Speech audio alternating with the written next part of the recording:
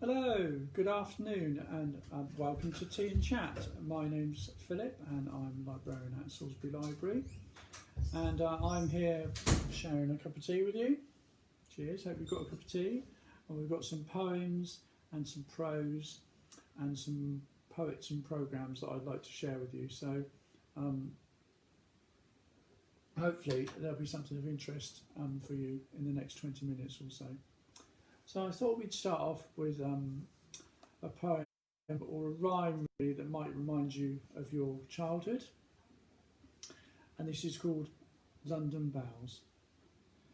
2 sticks and an apple ring the bells at Whitechapel.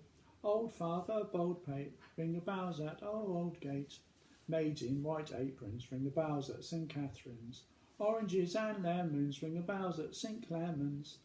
When will you pay me? Ring the bells at Old Bailey. When I am rich, ring the bells at Fleet Ditch. When will that be? Ring the bells at Setney. When I am old, ring the great bell at Paul's. There we are, and we all know that tune, London Bells. It's anonymous from the early 18th century. Or at least we know part of that tune anyway. So that was Ring the Bells, commonly known as Oranges and Lemons, of course. London Bells, that was. Okay, so my next poem is by Charles Causley, and it's about a young lad called Timothy Winters, and I think Timothy Winters is having a bit of a harder time with it, but you'll find that out from the story. So Charles Causley's Timothy Winters.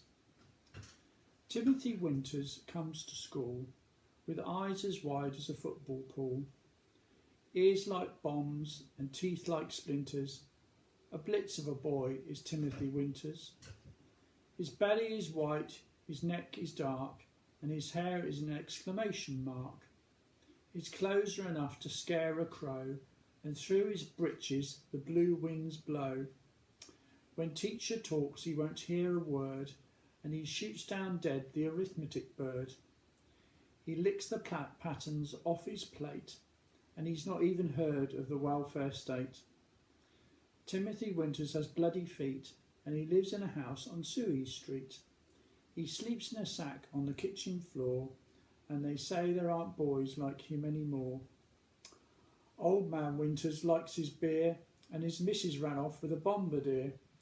Grandma sits in the grate with a gin, and Timothy's dosed with an aspirin. The welfare worker lies awake, but the law's as tricky as a 10-foot snake. So Timothy Winters drinks his cup and slowly goes on growing up. At morning prayers the master howls for children less fortunate than ourselves, and the loudest response in the room is when Timothy Winters roars amen. So come one angel, come on 10, Timothy Waters says amen. Amen, amen, amen, amen. Timothy Winters, Lord, amen. Poor old Timothy Winters, not getting the best of life deal, I feel there, but a good little poem, that nice little story. Okay, so the next poet I thought we'd have a look at is John Clare, and John Clare is well known for his wild poems about landscape and nature, and many of his poems relate to parts of nature that are not there anymore, because it was just, most of his poems were written just before the Enclosure Acts and before the wildlife in British countryside changed a lot. But one of the poems I thought I'd share with you is called The Skylark, and of course the Skylark has been a feature of literature and music for quite a long time in British society, and Vaughan Williams obviously had a very famous piece featuring the bird, and Lark Ascending. So this poem by John Clare is called The Skylark.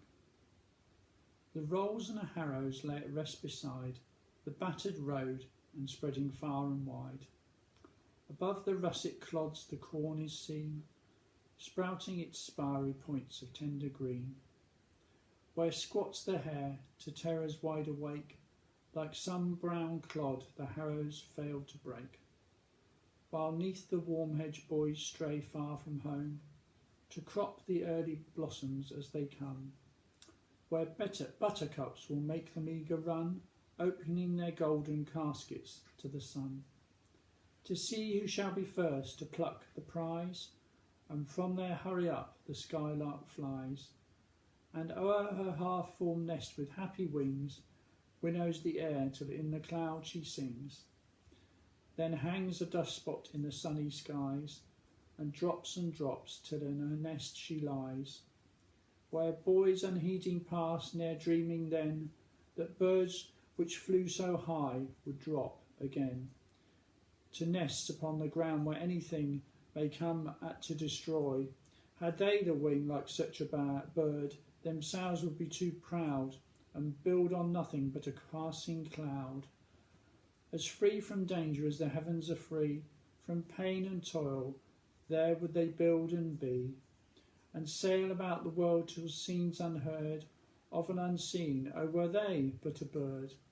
So think that while they listen to its song, and smile and fancy, and so pass along, while its low nest moist with the dews of morn lies safely with the leveret in the corn.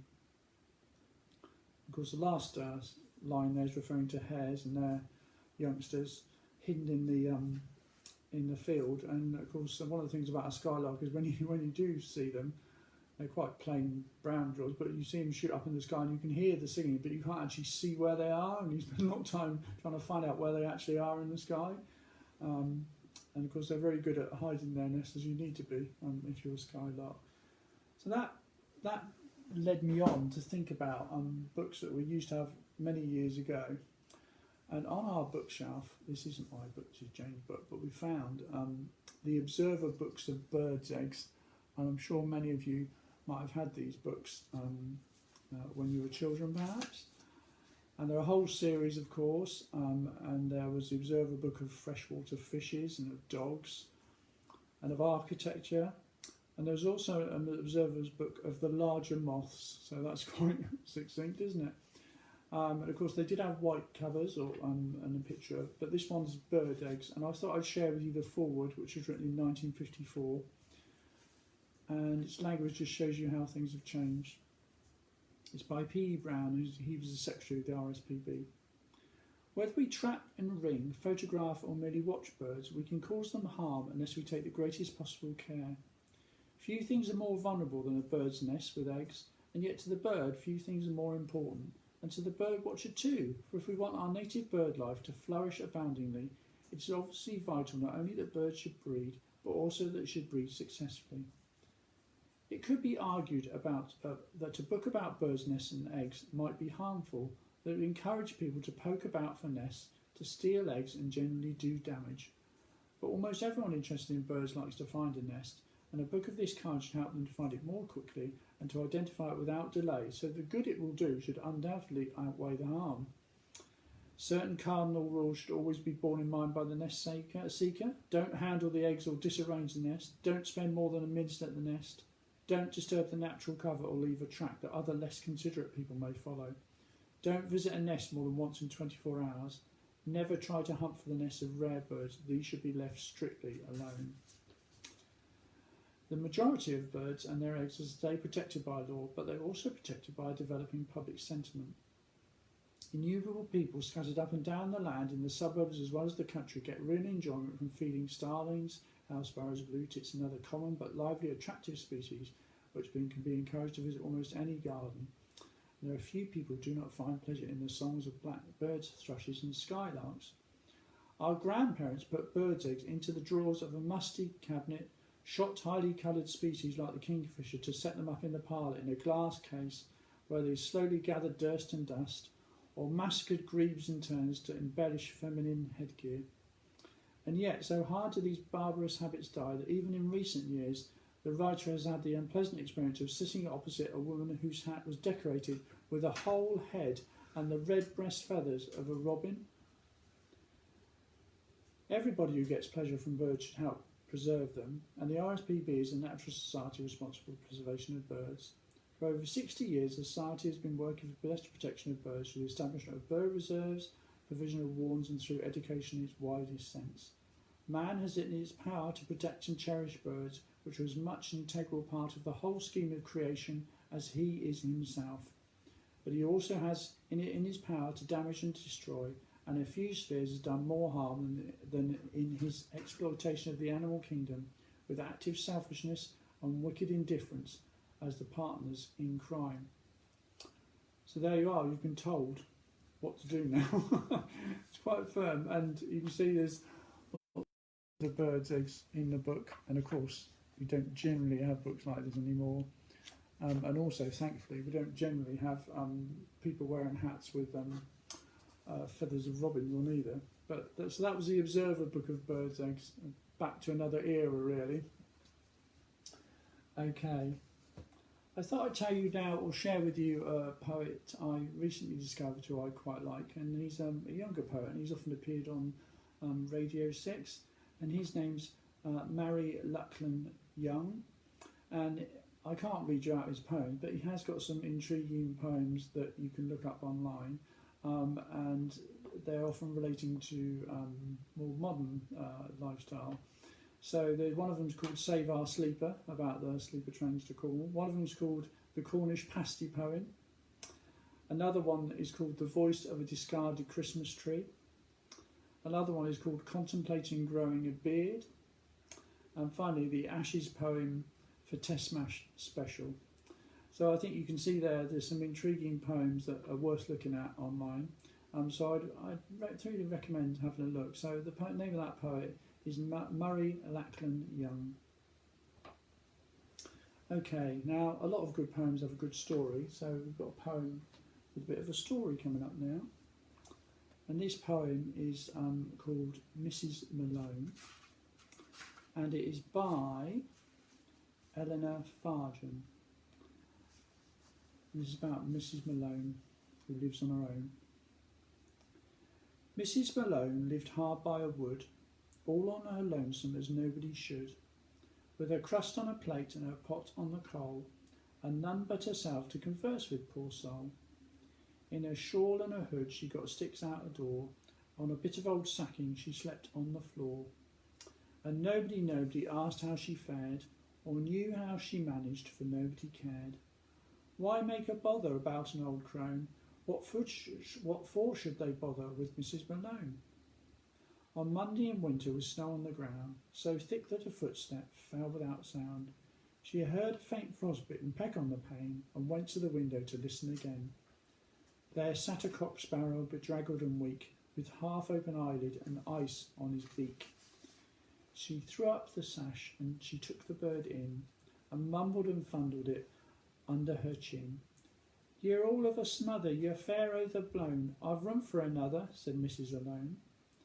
Come Tuesday while eating her dry morning slice, with the sparrow a-picking, and company nice, she heard on her doorpost a curious scratch, and there was a cat with its claw on the latch. It was hungry and thirsty and thin as a lay, it mewed and it meowed on the slithery path.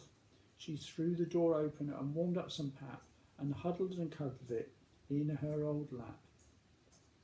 There, little brother, you're poor skin and bone, there's room for another, said Mrs. Malone. Come Wednesday while all of them crouched on the mat, with a crumb for the sparrow and a sip for the cat. There was a wailing and whining outside in the wood, and there sat a vixen with 6 of her brood. She was haggard and ragged and worn to a shred, and her half-dozen babies were only half fed. But Mrs. Malone cried, My, ain't they sweet? Happed them and lapped them and gave them to eat. You warm yourself, mother, you're as cold as stone. There's room for another, said Mrs. Malone. Come Thursday a donkey stepped in off the road, with sores on his withers from bearing a load. Come Friday when icicles pierced the white air, down from the mountainside lumbered a bear. For each she had something, if little, to give. Lord knows the poor critters must all of them live. She gave them her sacking, her hood and her shawl, her loaf and her teapot, she gave them all. What with one thing and t'other, my family's grown, and there's room for another, said Mrs. Malone. Come Saturday evening, when time was to sup, Mrs. Malone had forgot to sup up. The cat said meow, and the sparrow said peep. The vixen she's sleeping, the bear let her sleep. On the back of the donkey, They bore her away through trees and up mountains beyond night and day, till come Sunday morning they brought her in state through the last cloud bank as far as the gate. Who is it, asked Peter, you have with you there, and donkey and sparrow, cat, vixen and bear? Exclaimed, you tell us, up here she's unknown. It's our mother, God bless us, it's Mrs. Malone, whose havings were few and whose holding was small, whose heart was so big it had room for us all. Then Mrs. Malone of a sudden awoke. She rubbed her two eyeballs and anxiously spoke. Where am I to goodness, and what do I see? My dear, let's turn back, this ain't no place for me. But Peter said, Mother, go into the throne. There's room for another, one Mrs. Malone. There we are, I quite like that. Nice moral tale there about being kind. And she got a reward in the end. Okay, so that was Mrs. Malone by Eleanor Fargen. Okay, and the next poem is called Wind in a Frolic by William Howitt. The wind one morning sprung up from sleep, saying now for a frolic, now for a leap, now for a madcap galloping chase, I'll make a commotion in every place. So it swept with a bustle right through a great town, creaking the signs and scattering down, shutters and whisking with merciless squalls, old women's bonnets and gingerbread stalls. There never was heard a much lustier shout as the apple and oranges trundled about, and the urchins that stand with their thievish eyes, forever on watch, ran off with each prize. Then away to the field went blustering and humming, and the cattle all wondered whatever was coming. It plucked by their tails the grave matronly cows, and tossed the colts' manes all about their brows. Till offended at such a familiar salute, they all turned their backs and stood suddenly mute. So on it went capering and playing its pranks, whistling with reeds on the broad river's banks, puffing the birds as they sat on the spray, or the traveller grave on the King's highway. It was not too nice to hustle the bags of the beggar and flutter his dirty rags. 'Twas so bold that it feared not to play its joke with the doctor's wig or the gentleman's cloak. Through the forest it roared and cried gaily, now, you sturdy old oaks, I'll make you bow. And it made them bow without much ado, or it cracked their great branches through and through. Then it rushed like a monster on cottage and farm, striking their dwellers with sudden alarm. And they ran out like bees in a midsummer swarm. There were dames with their neckerchiefs tied over their caps to see if their poultry were free from mishaps. The turkeys they gobbled, the geese screamed aloud, and the hens crept to roost in a terrified crowd. There was rearing of ladders and logs laying on, where the thatch from their roofs threatened soon to be gone. But the wind had passed on and met in the lane, where the schoolboy who panted and struggled in vain. For it tossed him and twirled him, and then passed, and he stood with his hat in a pool and his shoe in the mud. There was a poor man, hoary and old, cutting the heath on the open wold. The strokes of his beer were faint and few, ere this frolicsome wind upon him blew. But behind him, before him, about it came, the breath seemed gone from his feeble frame. So it sat him down with a muttering tone, saying a plague on the wind was the like ever known. But nowadays every wind that blows tells one how weak an old man grows. But away went the wind in its holiday glee, and now it was far on the billowy sea, and the lordly ships felt its staggering blow, and the little boat started to and fro. But lo, it was night, and it sank to rest on the seabird's rock in the gleaming west, laughing to think in its fearful fun how little of the mischief it had done. And that often happens, doesn't it? At the end of the day, the wind drops after creating lots of mischief during the rest of the day. So that was Wind in a Grove by William Howitt. Okay. I just thought I'd tell you about a book. If you're interested in poetry page, you might be interested in. And of course, before libraries, there were lots of reading rooms across the county. In fact, hundreds and hundreds of them, where people used to read papers and play games. And they were set up much like libraries as a social movement to counter alcohol. And to try to get people along to a more virtuous path, as it was seen. And this book, Wiltshire Village Reading Rooms by Ivor Slocum, has all pictures and locations of all the reading rooms in across Wiltshire, and virtually nearly every village of any size had a reading room at one time. So if you're interested in this sort of thing, that might be a book that's worth getting hold of, either buying or getting out of the library. And that's The Wiltshire Village Reading Rooms by Ivor Slocum. Okay, now I often try and point in the direction of a programme or programmes about poetry. And the programme I don't think I have spoken about, or we might have missed, is called The Poet Laureate Has Gone to His Shed. And this features the current Poet Laureate, and he interviews lots of people in his shed, or is online. This is Simon Armitage. And he interviews people like Chris Packham and the poet Jackie Kay, and also Anthony Gormley, the sculptor. Now, this was on a Sunday afternoon, and it's finished now, but it is still available on BBC Sound, so that's a programme worth checking out. That's The Poet Laureate Has Gone to His Shed with Simon Armitage, and that was on BBC Radio 4. And if you're into the poet Jackie Kay, she was also the subject of an interview on Radio 6 at the weekend, Radcliffe and Macaulay show, I think on Saturday. So that's also available on BBC Sounds if you want to hear the poet Jackie Kay talking about her work. Okay, so something light to finish with, I think. And this is a poem from hundreds of years ago, and it's called Jenny Kiss Me. It's by Leigh Hunt. Jenny kissed me when we met, jumping from the chair she sat in. You thief who love to get sweets into your list, put that in. Say I'm weary, say I'm sad, say that health and wealth have missed me, say I'm growing old, but add, Jenny kissed me. There we are, the memory of a kiss from many years ago. I thought it was a nice thing to finish on. Okay, well, thank you for sharing your time with me this afternoon, listening to Poetry and Prose. Just to let you know that you may be aware there's a consultation survey about the reopening of libraries going on at the moment. So if you'd like to help us with that, please go online and fill in the survey and tell us what you like about your libraries and what you like about your library buildings, and when you come to see us. Hopefully we'll be able to see you again soon.